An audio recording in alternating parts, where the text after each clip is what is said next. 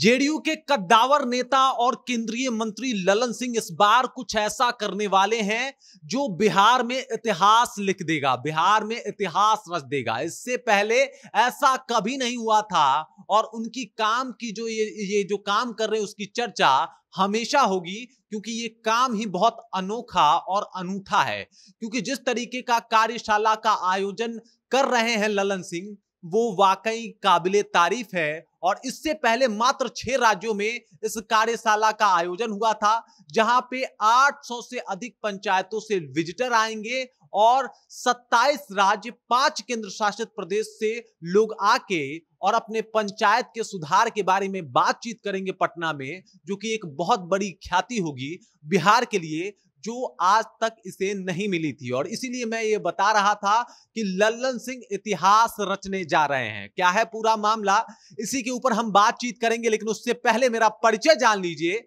मेरा नाम है रजत और आप देख रहे हैं जनता जंक्शन। मैं आपको बता दूं, राजीव रंजन सिंह उर्फ ललन सिंह इस बार पटना में इतिहास रचने जा रहे हैं। बिहार को वो ख्याति दिलवाने वाले हैं जो आज तक बिहार को नहीं मिला है, क्योंकि बिहार में वो आयोजन करने वाले हैं पंचायती कार्यशाला का, और इसमें 800 से अधिक पंचायत जो हैं वो भाग लेंगे। और आपको ये भी बता दूं कि इसमें 27 राज्यों से लोग आएंगे और इसके अलावा 5 केंद्र शासित प्रदेशों से भी, जो कि इससे पहले आज तक हुआ नहीं था। इस तरीके का प्रोग्राम बिहार में कोई किया नहीं था। अब आप इससे अंदाजा लगा सकते हैं कि जब 27 राज्यों से लोग आएंगे, बिहार को देखेंगे, पटना को जानेंगे, तो उनको भी लगेगा कि पटना क्या चीज है, बिहार का इतिहास कैसा है, उसको बहुत बारीकी से और अच्छे से समझ पाएंगे। इसके अलावा आप ये भी जान लीजिए कि 5 केंद्र शासित प्रदेशों से भी लोग आ रहे हैं और वो भी इस कार्यशाला में सहभागिता लेंगे, वो भी इस कार्यशाला को समझने की कोशिश करेंगे।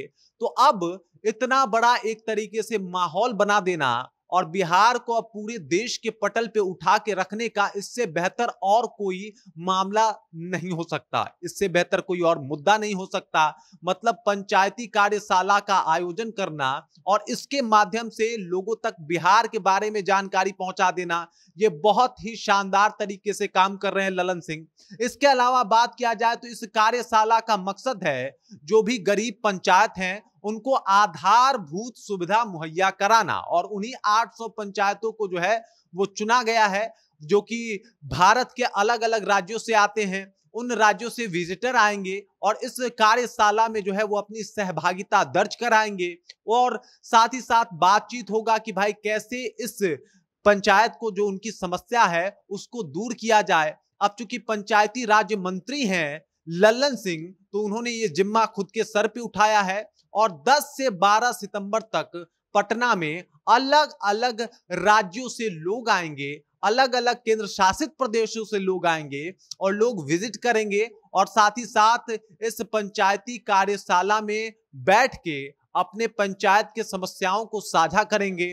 तो एक तो आधारभूत जो जानकारी है वो मिल जाएगी, और दूसरी बात यह है कि बिहार की जानकारी जो है वो उन लोगों तक पहुंच जाएगी। अब आपको ये भी पता है कि बिहार के बारे में कई राज्यों के लोग कई तरीके के परसेप्शन बना के बैठे हैं, लेकिन जब वो इस बार बिहार आएंगे तो एक अलग ही बिहार को अपनी आंखों में सजो के जाएंगे, जिसका इतिहास बहुत शानदार है और जिसमें अभी कार्य भी बहुत अच्छा हो रहा है। और इसी वजह से इस ऐतिहासिक आयोजन का एक तरीके से जो क्रेडिट है वो ललन सिंह को ही मिलना चाहिए, और ललन सिंह ही इस कार्यशाला के मुख्य अतिथि भी हैं। यही इस आयोजन को कर भी रहे हैं, इस आयोजन का जिम्मा भी इन्होंने ही उठाया है, मुख्य अतिथि के तौर पे भी ये रहने वाले हैं। और इस कार्यशाला में लगभग 800 पंचायत से लोग आने वाले हैं, विजिटर्स आने वाले हैं, और इस मुद्दे के ऊपर बातचीत करने वाले हैं कि पंचायतों की जो समस्या है, जैसे गरीबी हो गया या फिर सैद्धांतिक कोई मुद्दा हो गया,